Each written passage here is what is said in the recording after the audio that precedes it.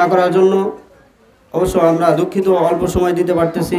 আমাদের সংগ্রামী আমির এবং এই শাহজাদপুর উপজেলাকে ঢেলে সাজানোর জন্য যেন সংগ্রাম করে যাচ্ছেন সংগ্রামিত আমির মৌলানা মোহাম্মদ মিজানুর রহমান ভাইকে, অধ্যাপক মিজানুর রহমানকে তার জ্ঞানগর্ভ আলোচনার জন্য অনুরোধ করছি। আসসালামু আলাইকুম রহমতুল্লাহ। সবাই ভালো আছেন তো নাকি? আলহামদুলিল্লাহ আলহামদুলিল্লাহ কাফা ওয়া সালামুন আলা ইবাদিহিল্লাযী ইসতাফা, আম্মা বা'দু ফাআউযু বিল্লাহি মিনাশ শাইতানির রাজীম। বিসমিল্লাহির রহমানির রহিম। কুলিল্লাহুম্মা মালিকাল মুলকি তু'তিল মুলকা মান তাশাউ ওয়া তানজিউল মুলকা মিম্মান তাশাউ ওয়া তু'ইজ্জু মান তাশাউ ওয়া তুযিল্লু মান তাশাউ বিয়াদিকাল খায়র ইন্নাকা আলা কুল্লি শাইইন কাদির। আলহামদুলিল্লাহ, আল্লাহ শুকরিয়া যে আল্লাহ তাআলা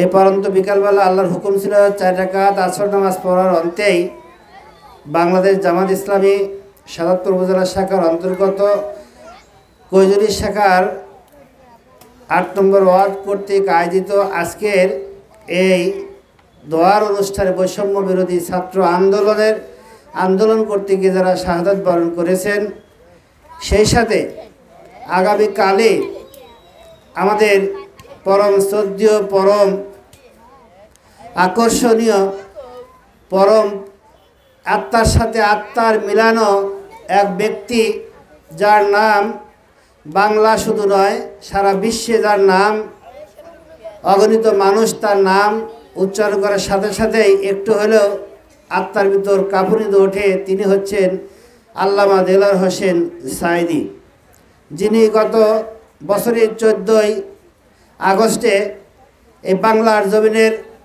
গত কয়েকদিন আগেই যে 17 বছর যিনি এই বাংলার মানুষকে কষ্ট, জুলুম, নির্যাতন, অত্যাচার করে যিনি গত 5 তারিখে যিনি বিদায় নিয়েছেন, ওই ফ্যাসিস্ট সরকার আমাদের এই আল্লামা দেলোয়ার হোসেন সাঈদীকে মেডিকেল ক্লিনিকের মাধ্যমে গত বছর 14 আগস্টে আসরের পরে মাগরিবের পরে শোনা গেল আল্লামা দেলোয়ার হোসেন সাঈদী অসুস্থ, ওনাকে হাসপাতালে নেওয়া হচ্ছে। যখন হাসপাতালে ঢুকানো হবে তখন ওনার এত সুন্দর শরীর, হাস্যোজ্জ্বল অবস্থা, যখন যাচ্ছিল এবং মুস্কি হাসি দিচ্ছে এবং পুলিশের সাথে কথা বলছে, সেই ব্যক্তি যখন হাসপাতালে ঢুকলেন, ঢোকার আধা ঘন্টা পরেই শোনা গেল কি চাই, আল্লামা দেলোয়ার হোসেন সাঈদী আর পৃথিবীতে নাই। সেই দিন আগামীকাল 14ই আগস্ট।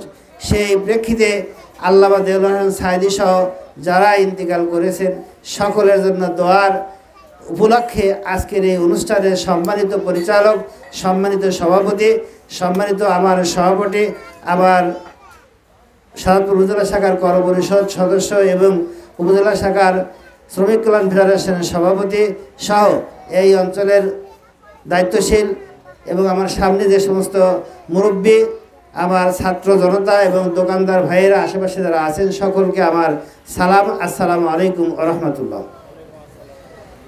সর্বক্ষণ আল্লাহর কাছে প্রার্থনা করছি ওই সমস্ত শহীদদের জন্য যারা ইতিমধ্যেই এই 17 বছরের শাসনকালকে অবসান করার জন্য যারা নিজের ব্যক্তিগত জীবনের সমস্তটুকু ঢেলে দিয়ে যারা বুকের সামনে পুলিশের গুলির সামনে দাঁড়িয়ে বুক পেতিয়ে যারা শাহাদত বরণ করেছেন, সেই প্রথম ব্যক্তি হচ্ছে আমাদের আবু সাঈদ, রংপুরের আবু সাঈদ ভাই।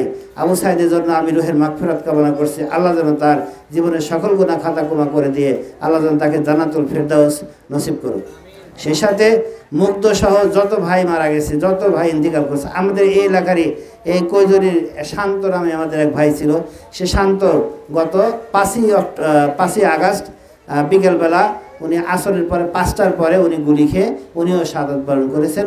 ওনার সহ সকলের জন্য আমরা মাগফিরাত কামনা করছি, আল্লাহ যেন সকলকে মাফ করুক।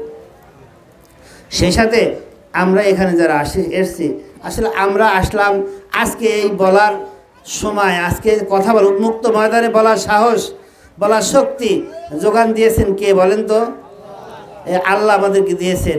আল্লাহ দিয়েছেন, আমাদের মতন মানুষরা এই 13-14 বছর আন্দোলন করে কিছুই করতে পারেনি। কিন্তু আল্লাহ তাআলা কি করলেন? আল্লাহ যাকে দেন তা কি করতে পারেন? দেন না? আল্লাহর ঘোষণা সূরা আল ইমরান আল্লাহ বলছেন কুলিল্লাহুম্মা মালিকাল মুলকি, আল্লাহ বলছেন যে হে রাসূল বলো আল্লাহ তাআলা যাকে রাজত্ব ক্ষমতা দেন, হে আল্লাহ তুমি যাকে রাজ্য ক্ষমতা দাও তাকে যাকে ইচ্ছা তাকে তুমি দাও, যাকে ইচ্ছা তাকে তুমি রাজ্য ক্ষমতা দিতে পারো, দিয়ে দাও। আর যাকে ইচ্ছা তুমি তার কাছ থেকে রাজ্য ক্ষমতা কী করো, ছিনিয়ে নাও। আর যাকে চাও তাকে তুমি সম্মান এবং ইজ্জত দান করো। এই সম্মান ইজ্জত দেওয়ার মালিক কে? রাজ্য ক্ষমতার মালিক কে? আল্লাহ। ছিনিয়ে নেওয়ার মালিক কে? আল্লাহ, তাই না? আবার লাঞ্ছিত এবং অপমানিত করার মালিক কে? আল্লাহ। এবং বলছেন যে হে আল্লাহ যাকে তুমি ইচ্ছা রাজ্য ক্ষমতা দিয়ে দাও, আর যাকে ইচ্ছা তার কাছে রাজ্য ক্ষমতা ছিনিয়ে নাও, আর যাকে ইচ্ছা তাকে সম্মানিত করো এবং কী করো, তাকে সম্মানিত করো, আর যাকে ইচ্ছা তুমি লাঞ্ছিত করো, অপমানিত করো। বিয়াদিকাল খৈর, সকল প্রকার কল্যাণ কার হাতে? সকল প্রকার কল্যাণ কার হাতে? আল্লাহর হাতে নাকি অন্য মানুষের হাতে? পীর সাহেবের হাতে? হ্যাঁ, নাকি কোন নেতার হাতে? ওই নেতার কথা না শুনলে তো আমার মনে হয় যে আর ইজ্জত থাকলো না, নাকি? অমুক নেতার কথা না শুনলে আজকে আবার বাড়িতে ঘুমানো যাবে না। অমুক নেতার কাছে যদি, অমুক নেতার যদি পিছনে যদি স্লোগান না দেই তাহলে আমার কি থাকবে না, আমি সম্মান পাবো না। আমি নেতার হাতে যদি একটা ছবি উঠতে পারে তাহলে আমি অনেক সম্মানিত হয়ে যাব। আসলে কি তাই?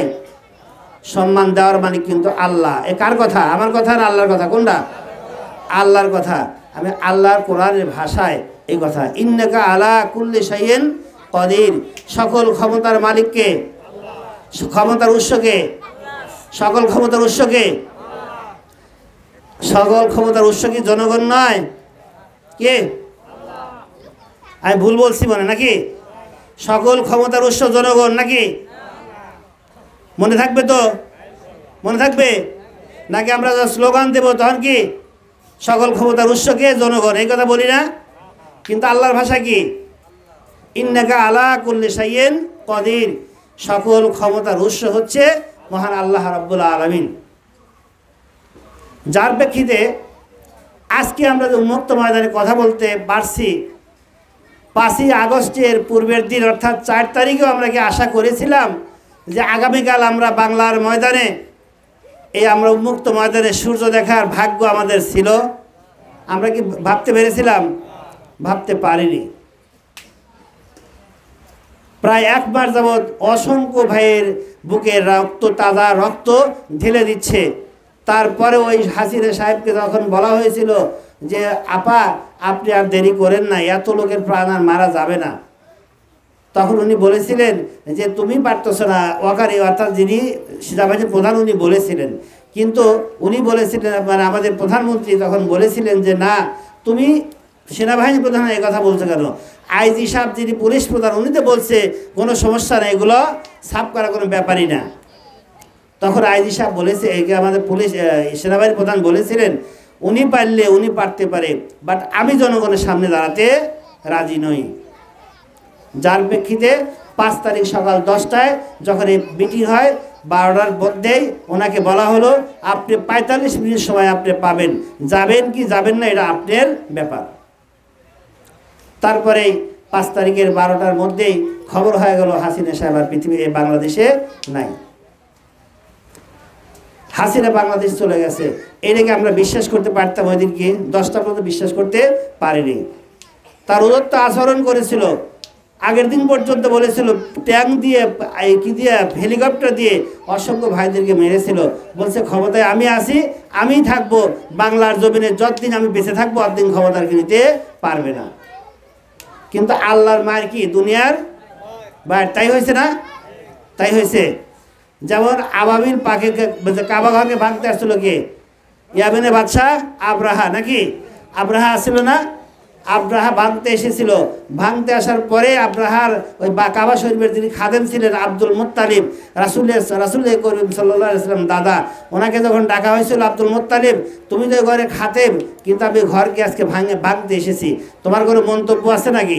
উনি বলেছিলেন আমার কোনো ঘর ভাঙার ব্যাপারে আমার কোনো মন্তব্য নাই, আমি এখানে এসেছি আপনার কাছে, ওই যে আপনার বাহিনী আমার কিছু উট ধরে নিয়ে এসেছে, উটগুলো আমাকে দিয়ে দিলে আমি খুশি, আমার ওই ব্যাপারে কোনো আপত্তি নেই।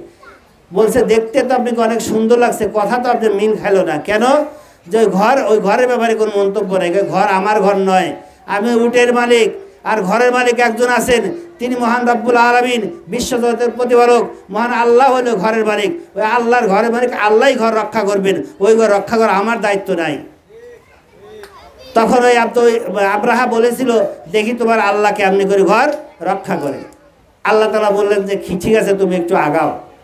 আগাদের পরপরই কি হয়েছে, আল্লাহ তাআলা অসংখ্য আবাবিল পাখি দিয়ে, ছোট্ট ছোট্ট পাখি দিয়ে কি করেছিল, ছোট্ট ছোট্ট পাখি দিয়ে, বসার চাইতে মশারির চাইতে ছোট্ট পাথর দিয়ে যখন যেখানে লেগেছে, একটা আব্রাহার বাদশার একটা বাহিনী কি করতে পারে নাই।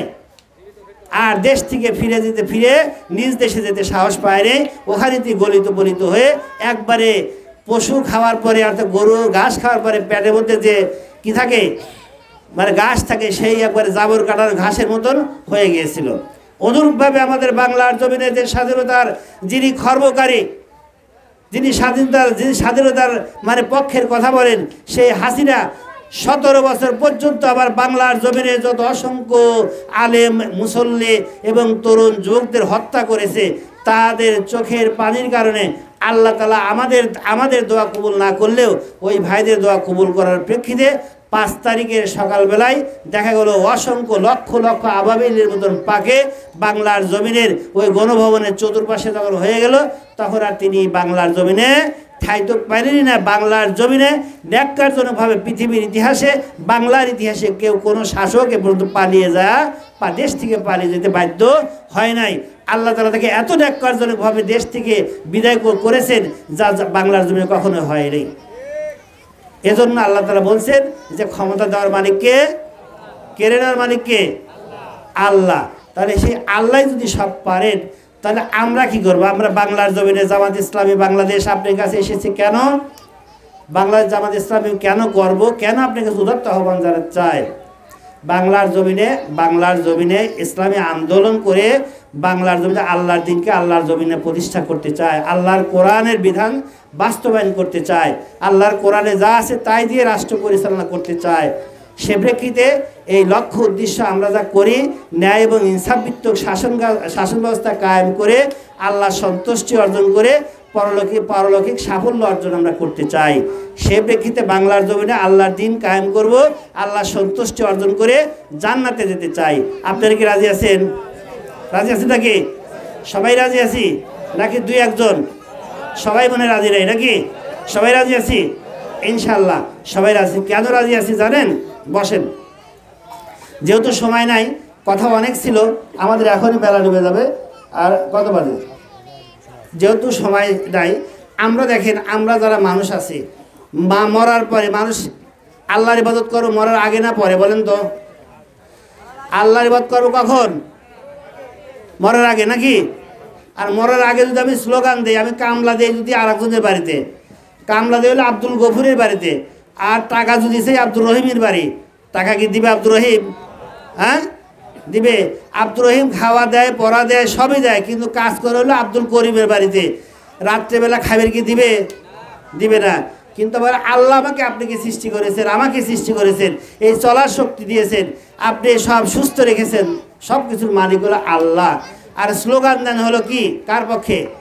জিয়ার পক্ষে নাকি শেখ হাসিনার পক্ষে, তাই না? দেন না যে আমরা হলাম সৈনিক। কিসের সৈনিক? আমরা হলাম জিয়ার সৈনিক, তাই না? আমরা হলো শেখ মুজিবের সৈনিক। এই কথা বলি না? বলেন তো, আমি কি মিথ্যা বললাম? মিথ্যা আমি বলি নাই। যখনই আপনি রাস্তায় যাবেন না, আমার কথা আপনি আমার কথা ভুলে যাবেন, কোরআনের কথা ভুলে যাচ্ছেন, আপনি স্লোগান দেবেন হলে একজনের পক্ষে, অমুক ভাইয়ের চরিত্র ফুলের মতো পবিত্র, অমুক ভাইকে ভোট দেওয়ার জন্য আপনি তো দিবেনই, আপনার পরিবারে দিবেন, আপনার পকেটের টাকা খরচ করে আয়োজন কী করবেন? এই দেশে শাসক বানানোর চেষ্টা করবেন। কিন্তু আপনি কি বুঝতে পেরেছেন ইবাদত করতে হয় মৃত্যুর আগে, তাই না? আর মৃত্যুর পরে যা আমরা কি করি? ইবাদত শুরু করি মৃত্যুর পরে। আপনি আদর্শ পালন করেন অন্য মানুষের। মরার পরে যখন কবরে রাখা হয়, কবরে রাখার পরে প্রথম কবরে রাখার সাথে সাথে আপনাকে কি বলে কবরে রাখা হয় বলেন তো? কবরে যখন আপনাকে রাখা হয়, রাখার পরেই ইমাম সাহেব আপনার বুকের উপরে হাত দিয়ে কি বলবে বলেন তো? ন ন ন ন বলা হবে বিসমিল্লাহে, বিসমিল্লাহে ও আলা মিল্লাতে। এই কথা বলবে নাকি বলেন তো? এই কথাই তো বলবে নাকি? না বলবে বিসমিল্লাহ ও আলা মিজানুর রহমান, এই কথা কি বলবে? এই কথা বললো ইমামের কি জান থাকবে? জান থাকবে না। তাহলে আমরা বলবো হলো মরার পরের থেকেই শুরু হবে, বলা হবে বিসমিল্লাহ ও আলা মিল্লাতে রাসূলিল্লাহ। আল্লাহর নামে, এর অর্থ হচ্ছে আল্লাহর নামে আল্লাহ রাসূলের দলে ভর্তি করে দিয়ে গেলাম, সুপর্দ করে দিলাম। এটাই তো সত্য কথা নাকি? এই কথা তো বলবো। তাহলে আপনি সারাদিন কামলা কার কাছে দিয়েছেন বলেন? তা আল্লাহ রাসূলের দলে কি ছিলেন সারা জীবন? বুকে হাত দিয়ে বলেন। আল্লাহর যে বিধান আছে, আল্লাহ রাসূল সাল্লাল্লাহু আলাইহি ওয়াসাল্লাম আল্লাহ তাআলা যে বিধান দিয়েছেন, সেই বিধানের একটি কালেমা, একটা অক্ষরকে আপনি পালন করার চেষ্টা করেছেন? তা যদি না করে থাকেন তাহলে কেমনে আশা করতে পারি আল্লাহর রাসূলের দলে দিয়ে গেলেই আমাকে নেওয়া হবে? এটিকে আমরা বিশ্বাস করতে পারি? আসল কি সম্ভব? তাহলে আমাদের কি করণীয়? তাহলে বলেন। আমাদের করণীয়, আল্লাহ অসংখ্য আয়াতে বলেছেন, ইয়া আইয়ুহাল্লাযিনা আমানু আনফিকু মিম্মা রাযাকনাকুম মিন ক্বাবলি আইয়াতিয়া ইয়াউমুল্লাহ বায়ুন। হে ঈমানদারেরা, আমি তোমাদেরকে যে সম্পদ দিয়েছি তা থেকে তোমরা ব্যয় করো ওই দিন আসার আগে যেদিন বেচাকেনা কোনো কাজে লাগবে না। আল্লাহ উন্নাতে বলছেন, ইয়া আইয়ুহাল্লাযিনা আমানুত্তাকুল্লাহ ওয়াল তানজুর নাফসুম মা কদ্দামাত লিগাদিন ওয়াত্তাকুল্লাহ ইন্নাল্লাহা খাবীরুম বিমা তা'মালুন। হে ঈমানদারেরা, তোমরা একমাত্র ভয় করো আল্লাহকে, আর ওয়াল তানজুর নাফসুম মা কদ্দামাত লিগাদিন, প্রত্যেকের খেয়াল রাখা উচিত তুমি আগামীকালের জন্য কি ব্যবস্থা করেছো। আগামীকাল বলতে কবে বোঝায়? আগামীকাল কবে বলেন তো? পরকালে। আপনি যখন মৃত্যু হয়ে যাবে, মৃত্যু হওয়ার সাথে সাথে কি আগামীকাল শুরু হয়ে যাবে না? তাই তো হবে নাকি? তাহলে এই মৃত্যু আগামীকালের জন্য আমরা কি করি? আগামীকালের জন্য আমরা কাজ করা দরকার না? আগামীকালের জন্য কাজ যদি করতে হয় তাহলে আল্লাহ রাসূল সাল্লাল্লাহু আলাইহি ওয়াসাল্লাম যে কাজগুলো করেছেন, আল্লাহ রাসূল কাজ করতে গিয়ে দাঁত ভাঙছেন না বলেন তো? দাঁত ভাঙছেন? উনি খুবই খারাপ মানুষ ছিলেন, এর জন্য তার দাঁত ভেঙে দিয়েছে, তাই না? আসল কি তাই? উনি খুব খারাপ মানুষ ছিল, এই জন্য তাইফে গেছেন, পাথর বাইরে কি করেছেন? রক্তাক্ত করেছেন, তাই না? তাহলে উনি ভালো মানুষ ছিলেন। উনি ওই ভালো মানুষ ছিলেন, আল্লাহর দিনকে আল্লাহর জমিনে প্রতিষ্ঠা করতে গেছেন, বিদায় কি করেছেন? মাইর খেয়েছেন। যেমন মাইর খেয়েছেন কারা? উনি যে কাজ করেছেন, দেখেন মাছ মাইর করতে গেলে পানি লাগবে, আল্লাহর জমিনে আল্লাহর দিন কায়েম করতে গেলে আপনাকে মাইর খেতে হবে, কষ্ট করতে হবে, জেলে যেতে হবে। যেমন গেছেন কি মতিউর রহমান নিজামী, ভালো মানুষ ছিল না খারাপ ছিল? উনি কি দুর্নীতি করেছিলেন? তারপরে কি করে ফাঁসি দেওয়া হয়েছে না?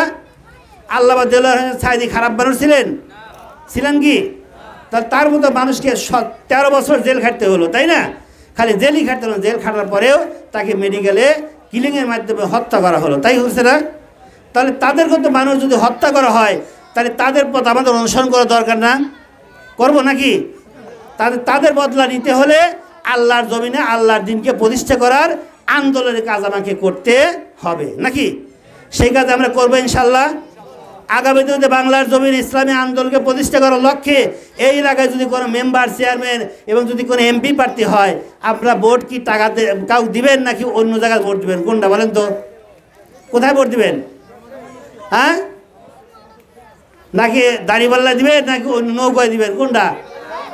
দাড়িপাল্লা দিবেন তো? দিবেন ইনশাল্লাহ।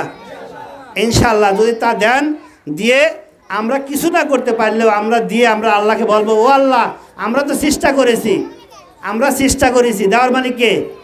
একটু আগে বলছি না, আল্লাহ বলতেছেন ক্ষমতা দেওয়ার মালিক কে? আল্লাহ ক্ষমতা না দিলে ক্ষমতা কখনো পাওয়া সম্ভাবনা নাই। আর আল্লাহ যদি দেয় কেউ ধরে রাখতে পারবে না। কিন্তু চেষ্টা করবো কারা? চেষ্টা করবে কে বলেন তো? চেষ্টা করবো আমরা। সেই চেষ্টা আমরা শরীক হব ইনশাআল্লাহ। আল্লাহ তাআলা আপনাকে আমাকে সকলকে যেন ইসলামী আন্দোলনের পক্ষে থেকে আল্লাহর দিন, আল্লাহর জমিনে কায়েম করার আন্দোলনের শরীক হওয়ার তৌফিক দান করেন, কথা বলছি।